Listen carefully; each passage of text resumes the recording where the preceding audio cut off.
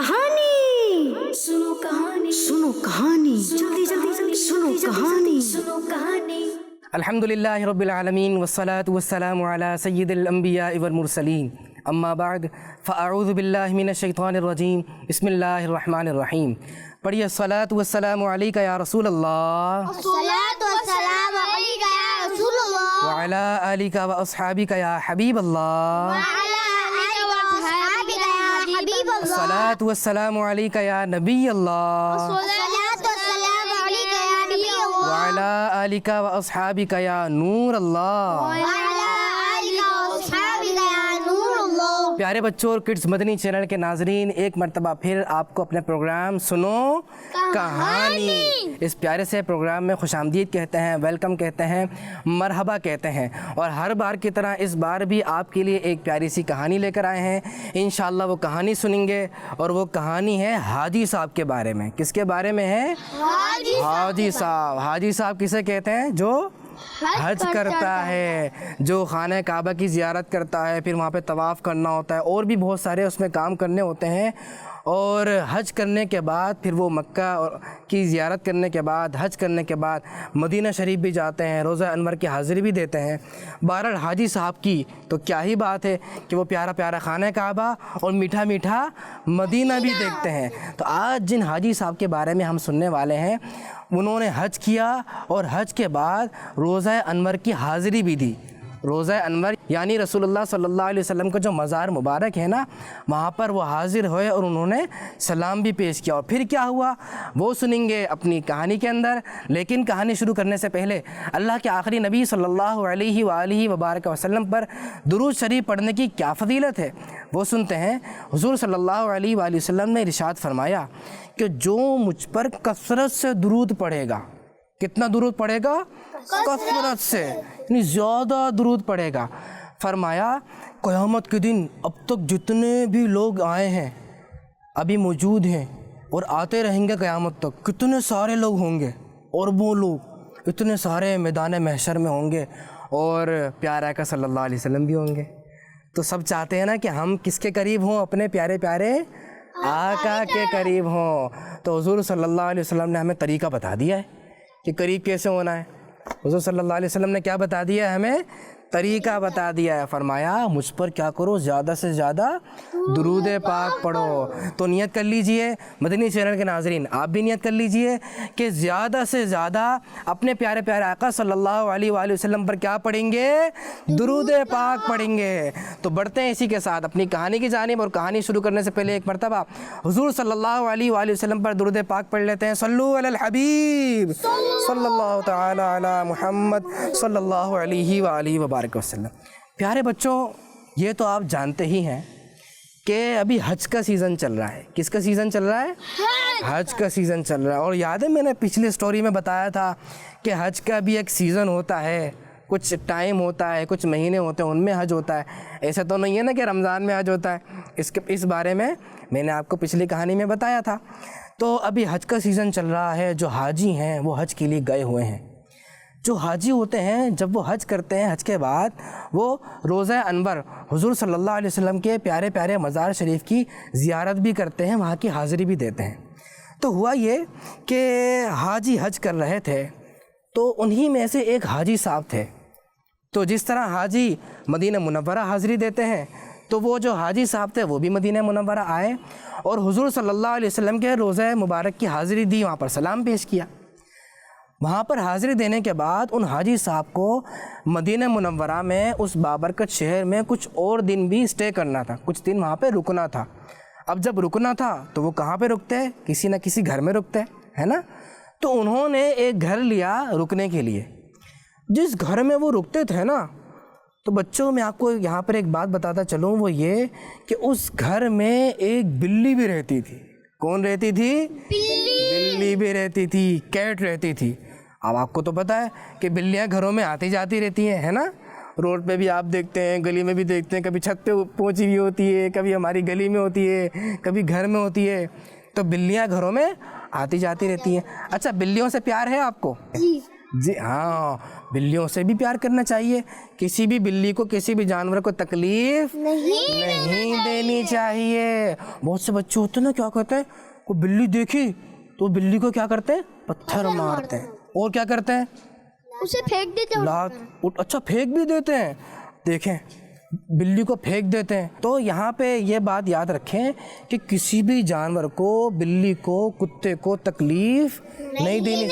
ہاں، تو کچھ بچے ہوتے ہیں نا، ابھی بقرعید بھی آنے والی ہے، بکرے کے کان کھینچ دیتے ہیں اور دم پکڑ لیتے ہیں، کوئی ٹانگ کھینچتا ہے، کوئی پانی نہیں دیتا، کتنی تکلیف دیتے ہیں. تو اس طرح جانور کو تکلیف نہیں دینی چاہیے. جی کیا کہہ رہے تھے آپ؟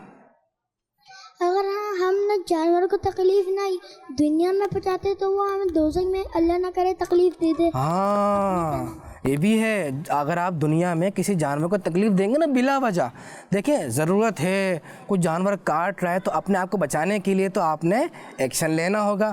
لیکن بلا وجہ تکلیف دیں گے تو یہ کل بروز قیامت بدلا بھی لیں گے. یہاں تک کہ اگر کوئی سینگ والا جانور ہوتا ہے اور جس جانور کے سینگ نہیں ہوتے ہیں نا اس کو ٹکر مارے گا تو کل بروز قیامت اللہ پاک دونوں جانوروں کو زندہ کرے گا. جس کے سینگ نہیں تھے نا اس کے اللہ سینگ لگائے گا، اور جس کے سینگ تھے، جس نے ٹکر ماری تھی نا دنیا میں، اس کی سینگ ہٹ جائیں گے، یہ اس کو ٹکر مارے گا، بدلہ پورا ہوگا، پھر اللہ پاک جانوروں کو دوبارہ ختم فرما دے گا. تو جانور بھی کل بروز قیامت دوسرے کو تکلیف دیں گے تو اس کا بھی ہوگا. پھر تو ہم انسان ہیں، اللہ نے عقل دی ہے، ہم سے تو زیادہ پوچھ گچھ ہوگی، اور اللہ پاک سزا بھی دیتا ہے، عذاب بھی دیتا ہے.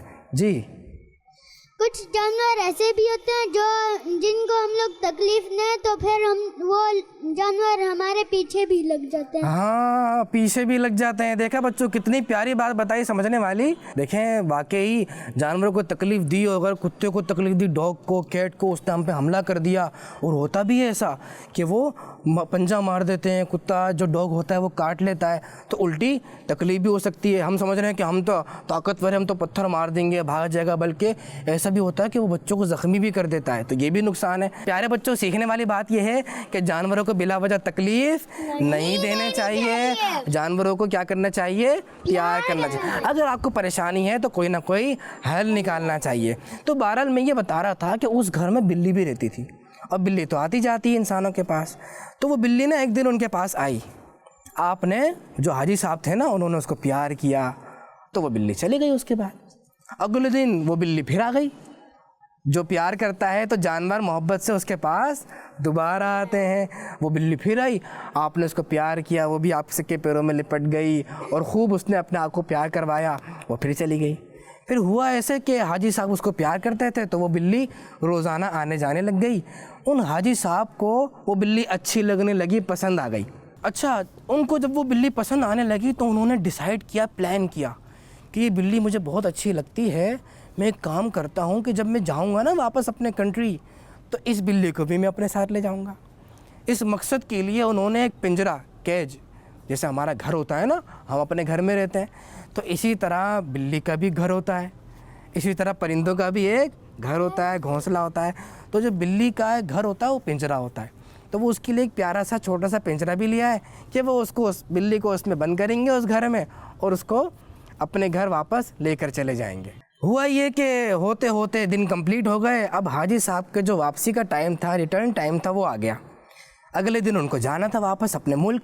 مدینے میں جاتے ہیں، حج کرنے جاتے ہیں، عمرہ کرنے جاتے ہیں، تو چند دن کے لیے جاتے ہیں. اس کے بعد کیا ہوتا ہے، ایک نہ ایک دن واپس اپنے گھر آ جاتے ہیں، اپنے ملک آ جاتے ہیں. تو انہوں نے کہا کہ میں آج آخری بار پیارے پیارے آقا صلی اللہ علیہ وسلم کے روضہ مبارک پر جاتا ہوں، وہاں حاضری دیتا ہوں، وہاں سلام پڑھتا ہوں.